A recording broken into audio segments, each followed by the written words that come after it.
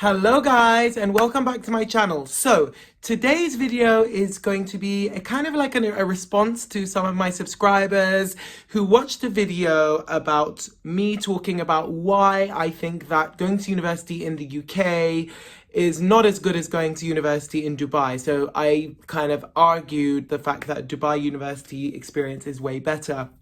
Now, there are a lot of questions that came up and some disagreements with what I said, so I thought I could get someone with a different perspective who also went to university in Dubai around the same time that I was in Dubai and is still living there. Now, the person I'm going to be talking to is influencer, model, presenter, and general freelancer in Dubai, Shereen Ahmed.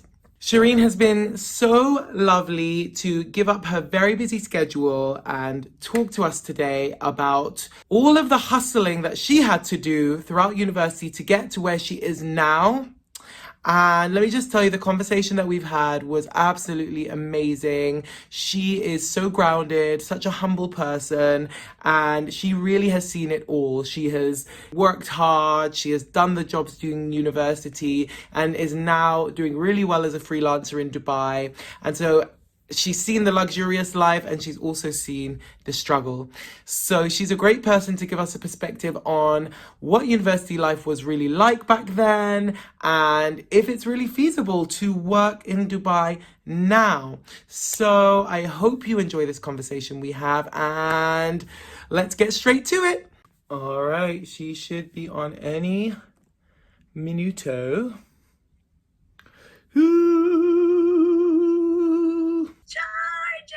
Hey Shereen, how are you? Good. How have you been? What brings you to China? I'm so confused. It is so random, I have to tell you. It's the most random move of my life, but I am loving it. It's absolutely amazing. What about you? I mean, you are living your life. I just saw you like in some fancy cafe. Looks I am. beautiful. I mean, I'm at Circle. I wouldn't call it fancy, but you remember Circle. So still the same thing. So I'm a freelancer now. So I'm finding myself in all these little freelancing spots, I guess, and this being one of them. What's it like being a freelancer in Dubai? Interesting. Okay, so this since this is my first, I feel like I've had some experience with the freelancing. Mm-hmm. I would say because since university, you remember that I would always kind of do these side gigs. So that gave me Mm-hmm. a sense of what it would be like working here part time. Because Mm-hmm. there were days that, sorry, Middlesex, but I would kind of skip out on Uh-huh. university classes just to kind of make a buck here and there, wherever that may be. So I Yeah. feel like it's more or less the same, except obviously now that it's legit, this is no 9 to 5, there's no contract. I Mm-hmm. have to be strict with myself and what I do on my free time and have to really go after more opportunities. Mm-hmm. And obviously right now a lot of people were forced into the freelancing space. So it's a little competitive. Yeah. And we're not getting the rates that we used to get, that's for sure. Like whatever you may have remembered in the freelancing space then Mm-hmm. just might not be the case now. And Oh a lot of my people are, God. I don't know, maybe it's a global thing as well. I don't think it's specific to Dubai, isn't it?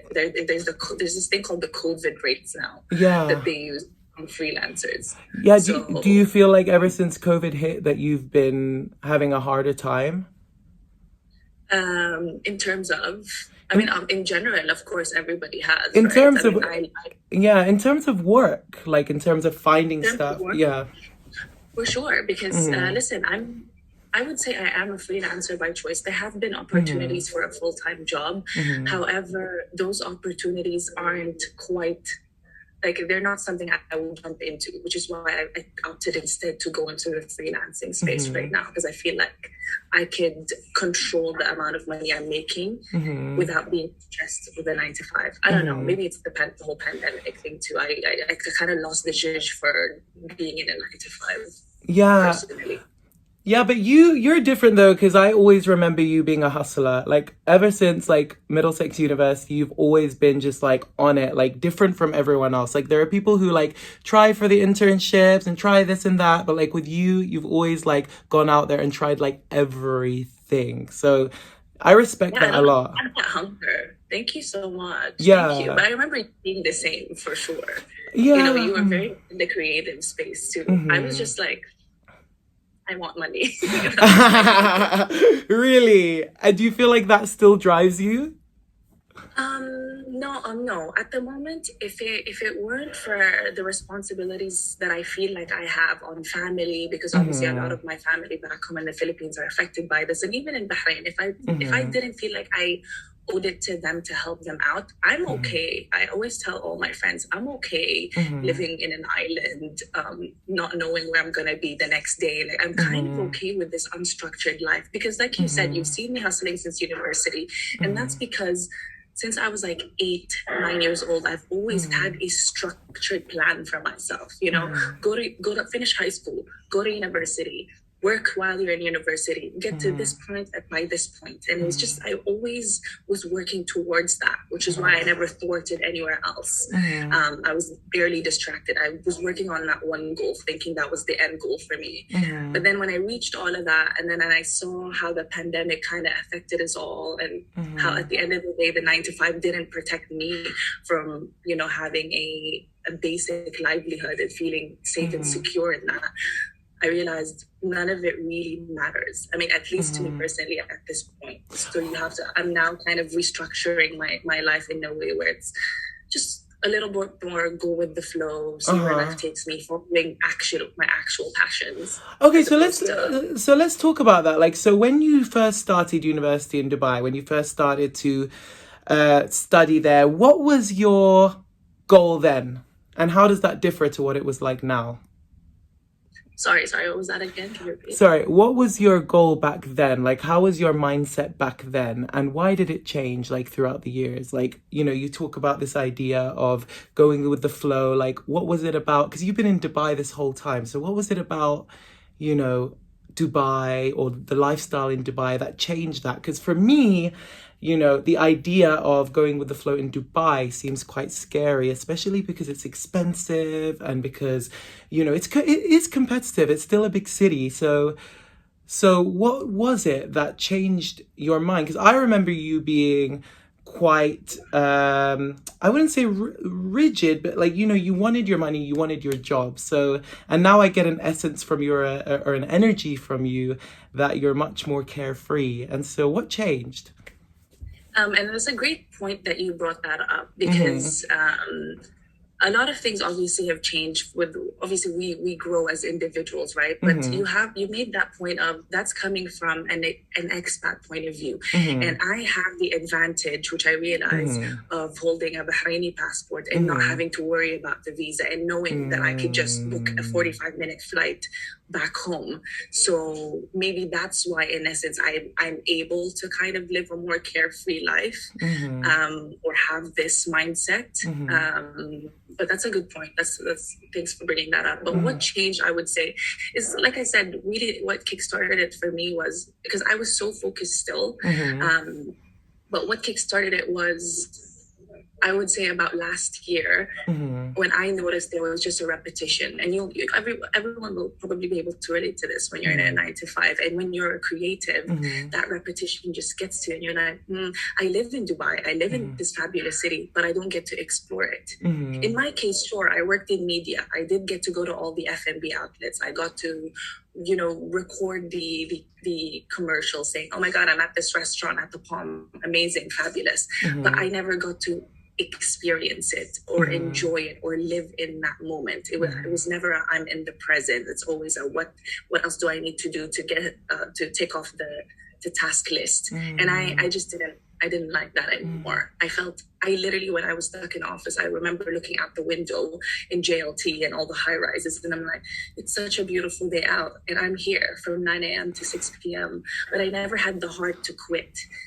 I didn't know where to go from there because from university, what happened? I got an internship with Love in Dubai, and they immediately hired me.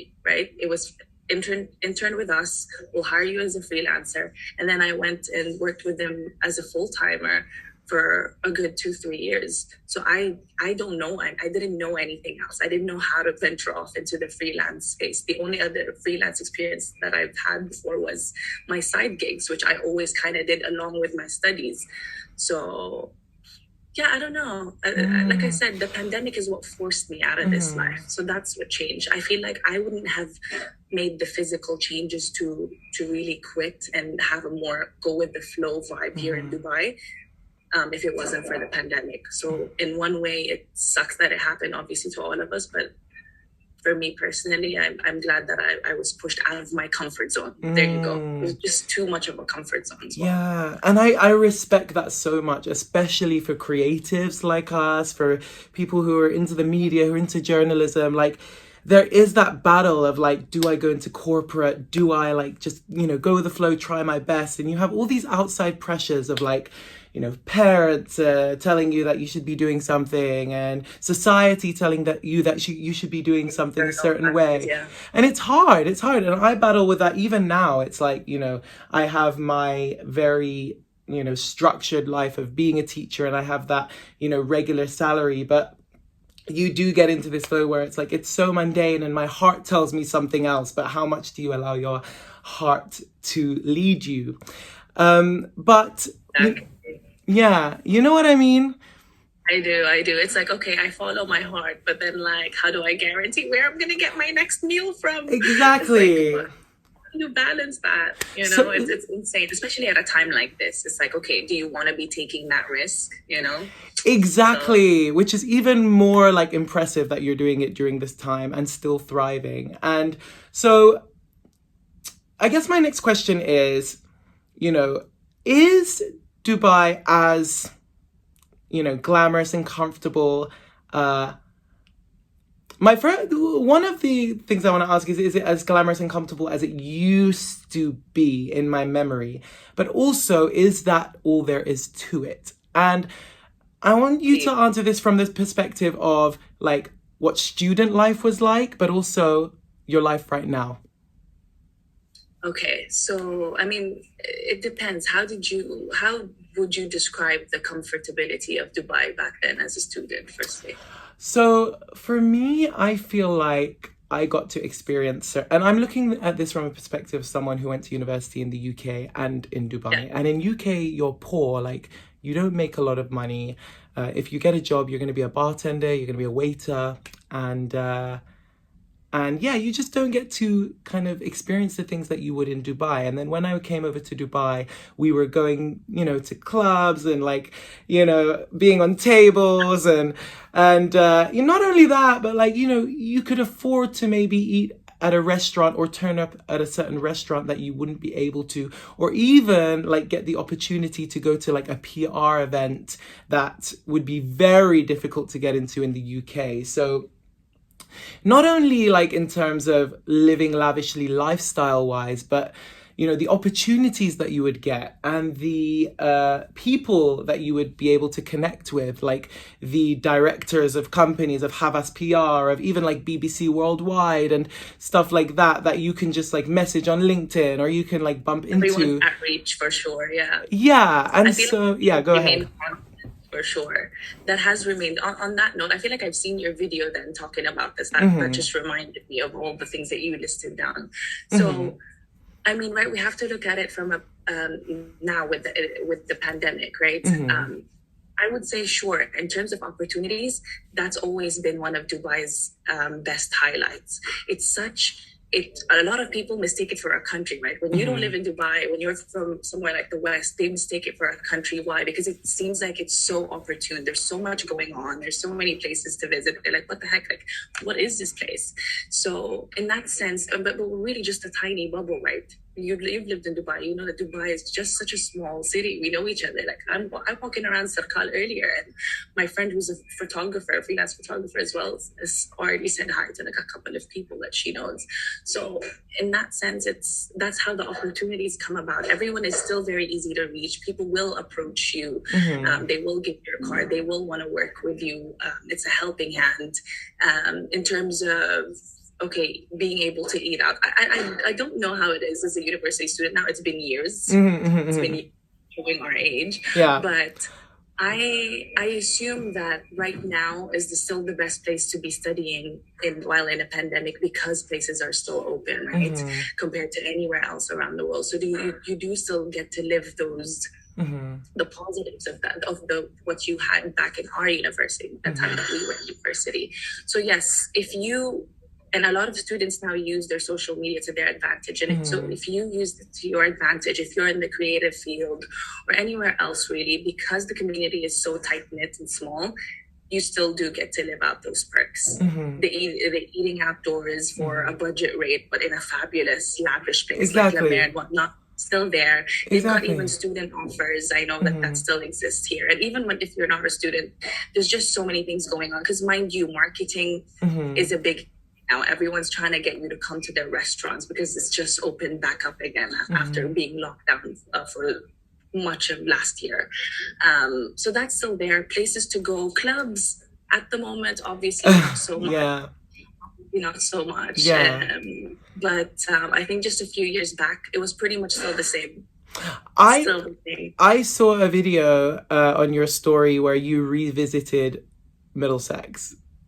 Oh yeah, I do like to do nostalgic shit like that. It's kind of, I don't know if it's a good or bad thing, but every now and then I really like to take a trip down memory lane, because I do believe that we really had one of the best university experiences ever. Granted, I was at work half the time, but in the moments that I did allow you guys or anyone else in our kind of clique to drag me out, I never regretted it. You know, those memories still hold so beautifully in my mind. Like, who gets to do that? We got to meet such random people, celebrities. I know. You know, like the stories I might not even be able to share. And that's about Dubai, it's just so random. And that's also because we are a melting pot. So many people come here to study, to live.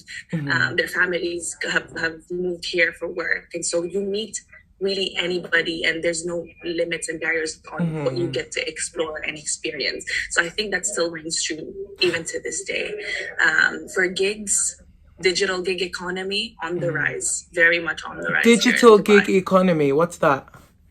So, I mean, it's everything that I'm doing at the moment. Okay. And then all the other freelancers, we've all had to obviously shift digitally, right? So whether that's offering your services on copywriting, content creation, for kids who have basic knowledge on social media to approach brands and cafes that now know that they need to switch to, you know, creating a brand awareness on social media. All of that, anything and everything basically that you can put out on social media and make money off of. Okay, and what were you doing? Because I know you were working a lot at university, but what were you doing? At university, all right. So at university, I did a lot of part-time modeling. Because again, I started that from when I was 15. And I tweeted about this the other day, just to give you a root story. How it started was I never looked to model ever. Everyone always just said, oh my God, you're tall, do it. Kind of like they would as well if they said, you know, I don't know, like go play basketball as well. It was either go play basketball or go model. And I'm like, okay, not really my thing, but fashion, I guess. There was a moment where my stepdad was like, listen, I only visit, because he lived in Saudi. So he would come from Saudi to Bahrain on the weekends. And he said, you're not going to get your allowance if you continue to go out on the weekends. I was a student. When was I going to hang out with my friends on the weekdays when everyone would go to school? So instead I rebelled. And that's when I really, at 15, went and did a lot of modeling gigs and made my own money since then. And so I adopted kind of that hobby for making my own money all the way until university. So I did that in university. Mainly modeling, editorial, shoots, runway. So did you never do any... hostessing jobs, ushering jobs, you name it. There was a point in Bahrain where I was even giving out Johnson's samples, like at the supermarket, you know? Yeah. Those are the jobs I always thought of. Those are the ones I would do, like those... the ones where you suffered. Like I remember once me and Alice, you know Alice? Yes. Yeah, we were mascots. We had to be mascots at the at the Abu Dhabi water park, and it was so hot, boiling hot, and we had to go outside every time for like 30 minutes, and then you'd be sweating buckets, like hating your life, and on the outside you have these kids who are just like tugging at you, poking you, and I'm like, am I really worth this? How much do you remember getting paid for that? I, It was an hourly basis back then. I don't even remember. I don't even remember. But I remember they treated us well. They fed us. They like, they gave us the bare minimum. No, I'm kidding. They were nice, but and actually we even got to do it at a palace once with like some little kid and I saw like the au pairs, like the British nannies. That was an interesting experience, but like I don't remember it being a lot of money. I don't remember it being that much, but I know that the girls would get more. I know that girls would like generally get more. They would get more hostessing jobs. Like I had a girl in my course, like in my year, Hannah. I don't know if you ever met her, but anyway, she like hustled a lot, and she was like on all the books, and like she would be on the phone like in between classes, and she'd be like, oh, I'm getting this job and they're gonna give me 1,000 dirhams for this and that and whatever. And I'd be like, how do you do this? But it seemed like a lot of the time you had to be a pretty girl, you know what I mean, to be able to get these jobs. I don't know, like especially with the whole. I can't front. Yeah, I mean, yes, there was a preference for the tall, skinny Russian blondes. I can't front. Yeah, or being for the Arab look. I feel like, yeah, I don't know. Or even with you, I mean, you used to get loads of. I remember weren't you in a music video once? Oh yeah, like a couple of times. Yeah, oh my God, one with Fuse. And then it was actually Grace's. It was my roommate's. I sent her pictures in because they said we're looking for an African model. And I was like, Grace, this is your time. I wanted everybody to like around me to work as well, so that I would have like mates at work. And then I remember we met Miri and I joined Grace when she met with Fuso DG. And then he was just like, okay, you both join as well. And that's how we randomly ended up in that music video. I'm like, oh. And like it was like so normal to us. It was like so normal to us back then. We were just like, I don't know, like right? Casual. That's so crazy, actually. But you know what? Okay, so I remember those kind of jobs paying somewhere between 100 to 150 per hour. And it depends, right? So let's say the World Trade Center exhibitions for hostessing, like let's say GITEX and all of this stuff, they'd last 10 plus hours. So you're really you're standing on your feet for that long, maybe a 20-30 minute break in between. So it wasn't the easiest. And plus you have to look at the bad sides to this job as well. It's like you said, okay, some of them are being hired for their looks, cool, for the women, an advantage, sure. But also you have to deal with creeps on the jobs, because 9 times out of 10, they're not really there to take interest in whatever product you're trying to launch. But that's another story. That's another story. But I mean, so those kind of things were around, but I feel like every single year they keep depreciating in value. And like I said now, everyone's really using this. I mean, I don't know if they're using it. Obviously, a lot of people did lose their money, so I can't even. It's a debate still, right? I mean, or maybe barely. Maybe it's a fact really that really just no one has the budget for it. But I don't think people are getting now for the same jobs that we used to doing those gigs, 100 per hour. If anything, it's probably like 50 or 40. Really? But I think it also depends on your negotiating skills, obviously, knowing your worth and how much longer you've been working in this space. And it's just finding the right people who want to give you that sort of respect to be paying you properly by the hour. Hello guys, that is the end of part 1. If you made it this far, you, my friend, are my favorite. If you want to watch the other half of this video, then click up here or in the link below. See you there. Bye.